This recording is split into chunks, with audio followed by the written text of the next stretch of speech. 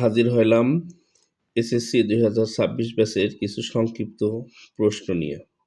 ১ নম্বর প্রশ্ন, a + b + c = 0 হলে প্রমাণ করো যে a³ + b³ + c³ = 3abc। এটা সমাধান হচ্ছে দেওয়া আছে a + b + c = 0, তাহলে a + b + c টা আমরা ডান পাশে নিয়ে গেলাম, তাহলে -c। বা লেফট হ্যান্ড সাইড আছে a³ + b³ + c³ সমান a³ + b³ এর সূত্রটা প্রয়োগ করলাম, তাহলে a + b whole cube minus 3ab into a + b + c³ এটা মান নির্ণয় সূত্র। a + b এর পরিবর্তে আমরা -c হোল কিউব লিখলাম, মাইনাস 3ab আর a + b এর পরিবর্তে -c প্লাস হোল কিউব, তাহলে -c রে কিউব করলে -c³ হয়। যেহেতু 3 বিজোড়, এজন্য মাইনাসকে 3 বার গুণ করলে -c হয়। আর এই মাইনাস আর এই মাইনাস দুইটা মিলে প্লাস, তাহলে 3abc প্লাস c³, তাহলে -c³ প্লাস c³ কাটা যায় সমান 3abc রাইট হ্যান্ড সাইড। অতএব লেফট হ্যান্ড সাইড সমান রাইট হ্যান্ড সাইড প্রুভড।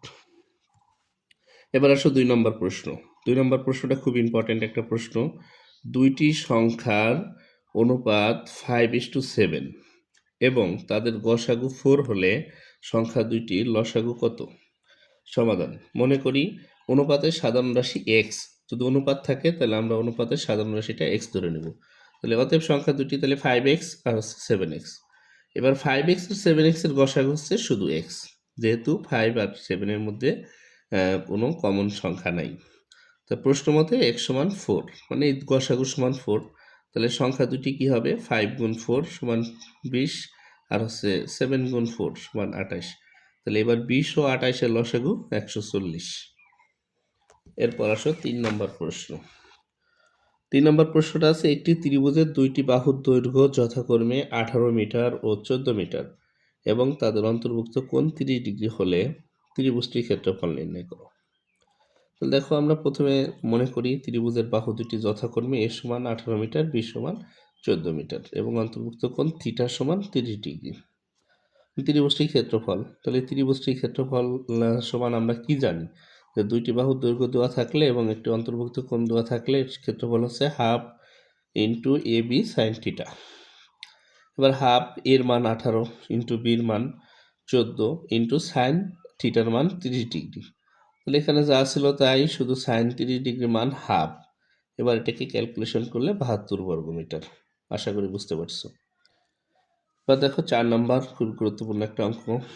একটি সমবাহু ত্রিভুজের পরিসীমা 12 সেন্টিমিটার, ত্রিভুজটির ক্ষেত্রফল নির্ণয় করো। দেখো, আমরা সমবাহু ত্রিভুজের বাহুর দৈর্ঘ্য দেওয়া থাকলে আমরা সহজেই ক্ষেত্রফল নির্ণয় করতে পারি, কিন্তু এই ক্ষেত্রে কিন্তু পরিসীমা দেওয়া আছে। তো পরিসীমা যদি দেওয়া থাকে সেক্ষেত্রে আমরা পরিসীমা থেকে আগে বাহুর দৈর্ঘ্যটা নির্ণয় করব। মনে করি সমবাহু ত্রিভুজের প্রত্যেক বাহুর দৈর্ঘ্য a সেন্টিমিটার। সমবাহু ত্রিভুজের পরিসীমা 3a, কারণ পরিসীমাটা হচ্ছে 3টে বাহুর যোগফল মানে 3a। তাহলে প্রশ্ন মতে 3a সমান 12, তাহলে a সমান নিচে উপরে 12 নিচে 3 কাটাকাটি করলে অতএব a সমান 4। তাহলে আমরা এর মানটা পাইলাম। এবার সমবাহু ত্রিভুজের ক্ষেত্রফল, সমবাহু ত্রিভুজের ক্ষেত্রফলটা হচ্ছে, সূত্র হচ্ছে √3/4a²। তাহলে এর জায়গায় আমরা 4 স্কোয়ার দিলাম বর্গ সেন্টিমিটার। তাহলে এটা ক্যালকুলেশন করলে 6.928 বর্গ সেন্টিমিটার প্রায়। এরপর আমরা 5 নম্বর সমাধান করব, গুরুত্বপূর্ণ একটা অঙ্ক। দেখো কি আছে, cos square theta minus sine square theta সমান 3/4 হলে sine 4 theta minus cos 4 theta এর মান নির্ণয় করো। তাহলে সমাধান দেওয়া আছে, যেটা দেওয়া আছে লিখলাম, cos square theta minus sine square theta সমান 3/4। এখন এই sine to the power 4 theta minus cos to the power 4 theta লিখলাম। এবার দেখো, যেহেতু 4 আছে তাহলে আমরা এটাকে ভাঙাইতে পারি। তাহলে সাইন স্কোয়ার থিটা, তার উপরে আবার আরেকটা স্কোয়ার দেওয়া যায়, হোল স্কোয়ার বলে। তাহলে মাইনাস cos স্কোয়ার থিটা, তার উপরে একটা স্কোয়ার থিটা।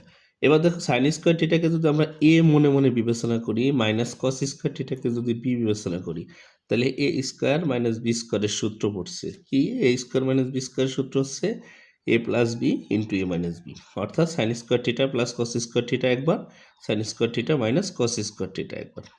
এবার দেখো sine square theta plus cos square থিটার মান কি 1, কিন্তু আমাদের দেওয়া আছে কি cos square theta minus sine square থিটার মান।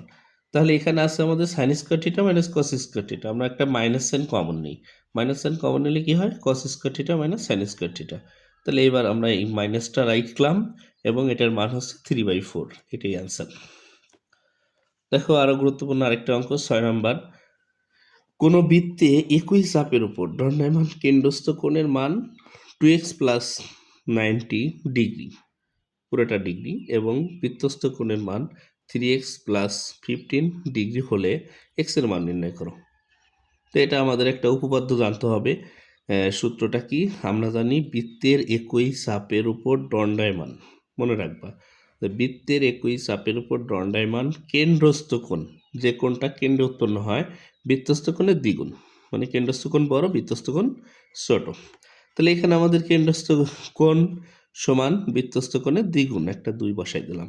এরপর এটা জাস্ট ক্যালকুলেশন, 2x প্লাস 90, এখানে 3 দুগুণে 6, 6x প্লাস 15 দুগুণে 30। এরপর আমরা এটার একটু পক্ষান্তর করে নিলাম, 6x প্লাস 30 আর এই পাশে এটা মানে 2x প্লাস 90। এবার 6x আর এই 2xটা এই পাশে নিয়ে আসলাম, আর 90 থেকে এই 3 বিয়োগ করলাম, তাহলে 4x সমান 60, অতএব x সমান 60/4, মানে x সমান 15। আশা করি বুঝতে পারছো। দেখো এরপরের অঙ্কটা হচ্ছে, দেখো এই অঙ্কটা অনেকে করো না, এই অধ্যায়টা বাদ দিতে চাও, তবে এই অধ্যায় থেকে 2-1টা অঙ্ক করতে হবে, যেহেতু সংক্ষিপ্ত প্রশ্নে আসার সম্ভাবনা আছে। শতকরা বার্ষিক 5 টাকা হার মুনাফায় কত টাকা 12 বছরে সবৃদ্ধিমূল 1280 টাকা হবে নির্ণয় করো। এখানে আমাদের কি বলছে যে মুনাফার হার দেওয়া আছে, সময় দেওয়া আছে, এবং সবৃদ্ধিমূলটা দেওয়া আছে। তাহলে আমরা এখানে সবৃদ্ধিমূলটা লিখলাম, এস দ্বারা প্রকাশ করা হয় 1280 টাকা, সময় এন সমান 12 বছর, মুনাফার হার 8 সমান, যেহেতু মুনাফার হার শতকরা এর জন্য 100 দিয়ে ভাগ করতে হয়, তাহলে 5/100। তাহলে আমরা জানি সূত্রটা হচ্ছে সবৃদ্ধিমূলের সূত্র হচ্ছে এস সমান পি ইন্টু 1 প্লাস এন আর, এটা মনে রাখবা। এটা হচ্ছে সরল মুনাফার ক্ষেত্রে এই সূত্রটা, আর চক্রবৃদ্ধি মুনাফার ক্ষেত্রে আবার একটু ভিন্ন। তাহলে এস এর মানটা বসাইলাম 1280 সমান পি ইন্টু 1 প্লাস এই এন এর মান 12 ইন্টু উপরে আর এর মান হচ্ছে 5/100। এরপর দেখো 1280 সমান পি ইন্টু 1 প্লাস, এখানে আমরা একটু কাটাকাটি করছি, যেহেতু উপরে 5 বরং 60 হয়, নিচে 100, তাহলে উপরে 20 দিয়ে কাটাকাটি করলে উপরে 3, নিচে 5, তাহলে 1280 সমান পি ইন্টু, তাহলে এটা লসাগু করছি, লসাগু 5, তাহলে 5 যোগ 3 মানে 8/5। এবার আমরা এই পি সমান কি করতে পারি, 1280 ইন্টু 5 নিচে 8 ক্যালকুলেশন করলে 800 টাকা, এটাই হচ্ছে আনসার।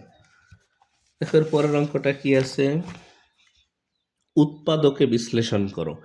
ভেরি ভেরি ইম্পর্টেন্ট, একটা উৎপাদকে বিশ্লেষণ করো।